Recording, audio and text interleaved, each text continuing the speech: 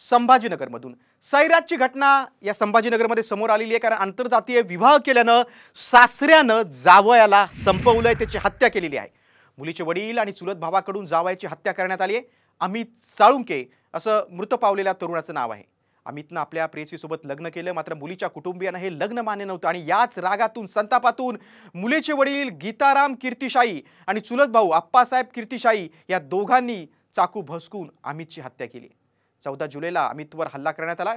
घाटी रुग्णालयात उपचार सुरू असताना अमितचा मृत्यू झालाय। हल्ला करणाऱ्यांवर कारवाई करावी या मागणीसाठी आता मृत तरुणाच्या नातेवाईकांनी पोलीस स्टेशनमध्ये ठिय्या दिला।